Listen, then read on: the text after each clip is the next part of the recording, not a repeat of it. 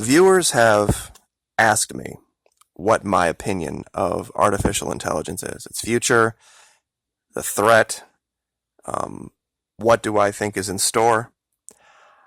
I don't have a great fear of it because it has some fatal flaws built into it that there's really no way around when you're dealing with a machine. And I would like to illustrate that for you today, but to do that, I think the best way would be for me to answer another question that I've been asked. People have asked me when I speak about this issue with Venezuela and Colombia, how can you defend drug traffickers and kidnappers? The ELN and the FARC are a bunch of evil, terrible, horrible people. I mean, forget the fact that they're socialists. They deal drugs and they kidnap people. Okay. It has to do with something called perspective. Let's deal with this idea of drug trafficking to begin with. Putting aside for the moment that the current leadership of Colombia, the primary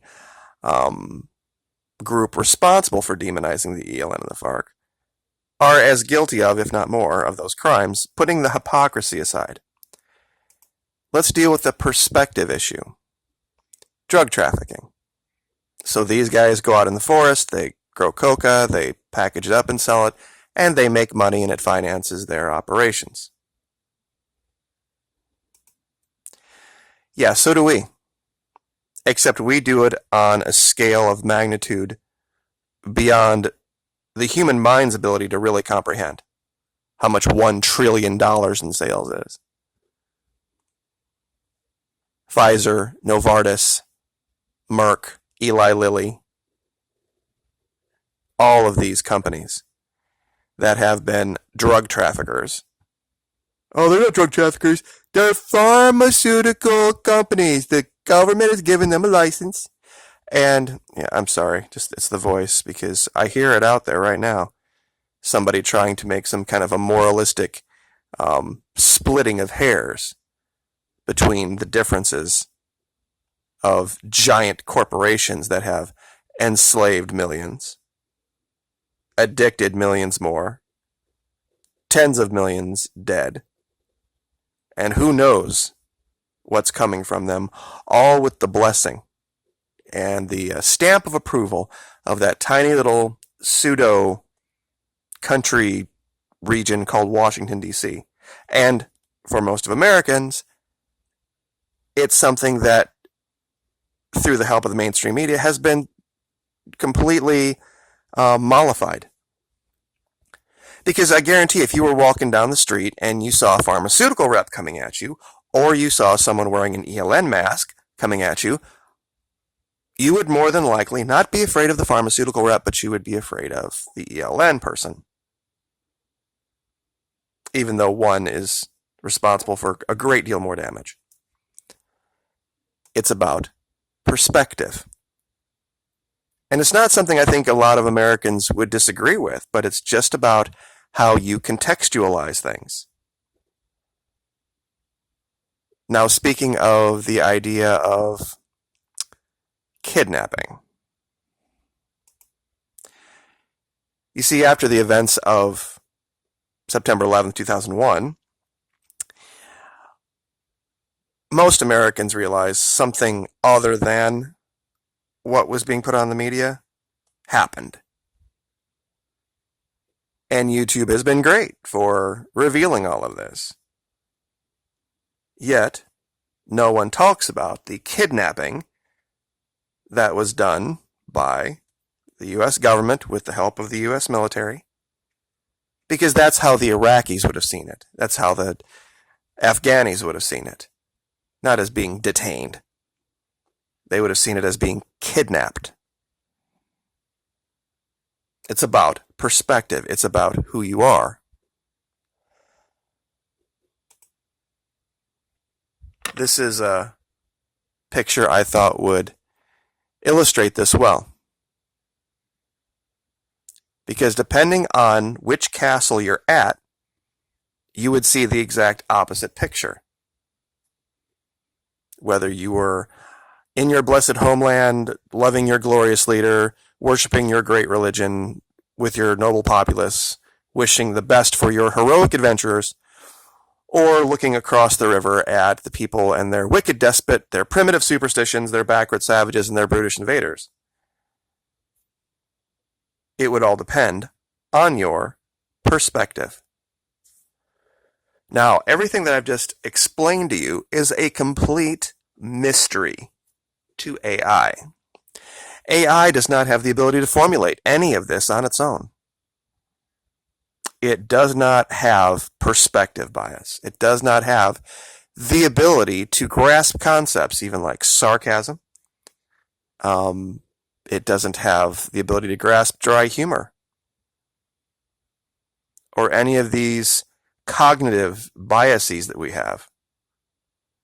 It can look in behavior and it can predict how you may or may not behave, but it can't theorize a plan on its own to take advantage of it. That has to come from a human.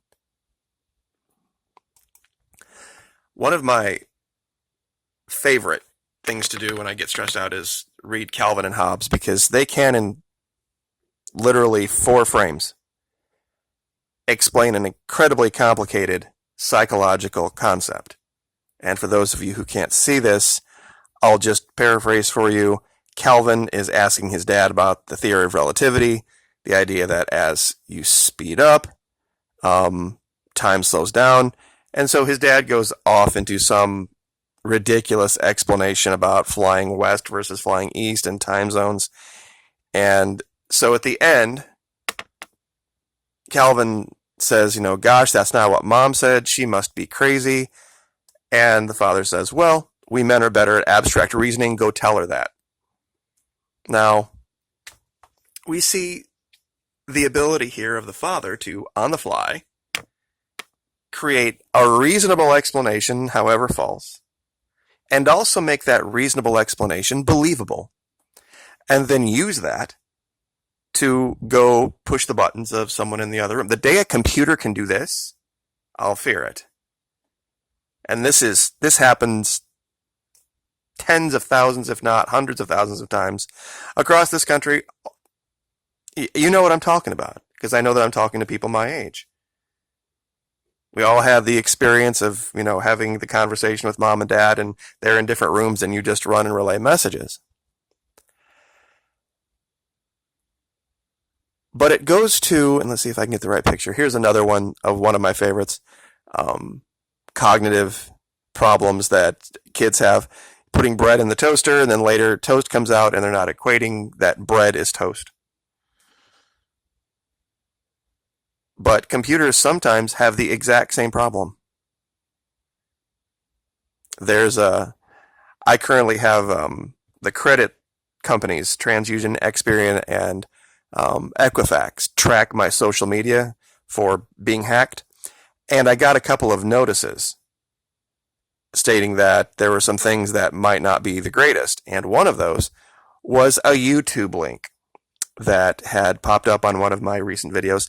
And anybody who knows YouTube links, they're just a random series of numbers and letters capitalized.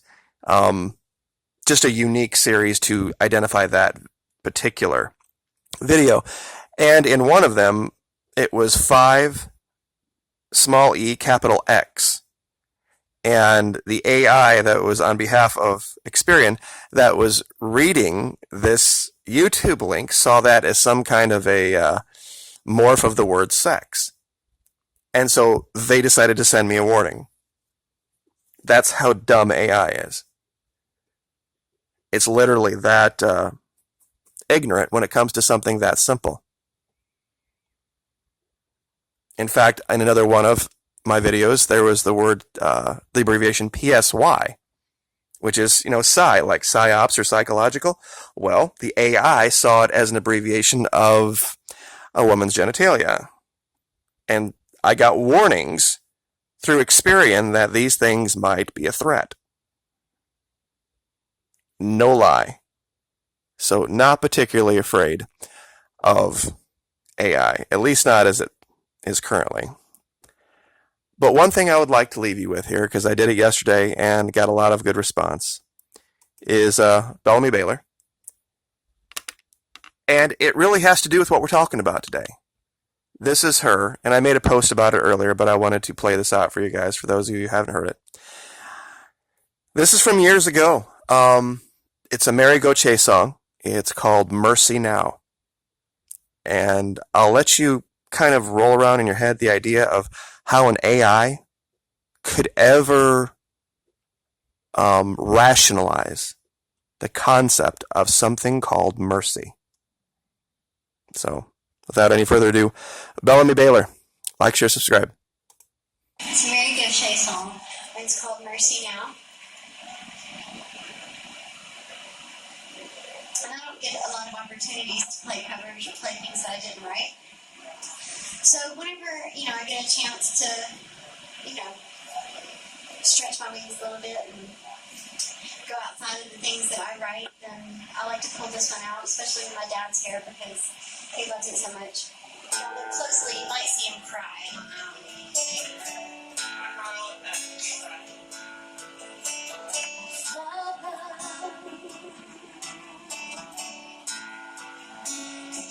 Use a little mercy.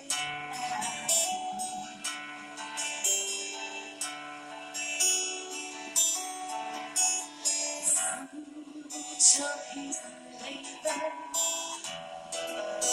Father, right here on the ground.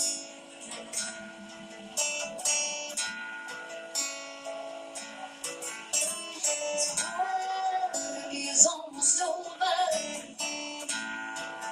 I know someday you'll be right. I love my Father. He could use some mercy.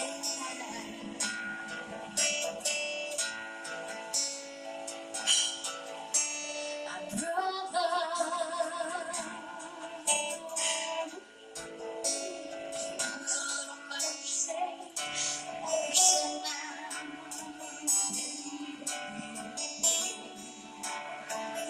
He's a stranger to freedom, shackled to his fears and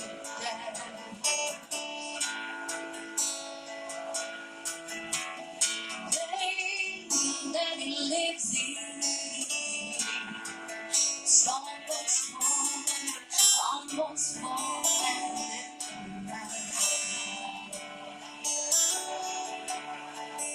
I love my brother. Use a little mercy.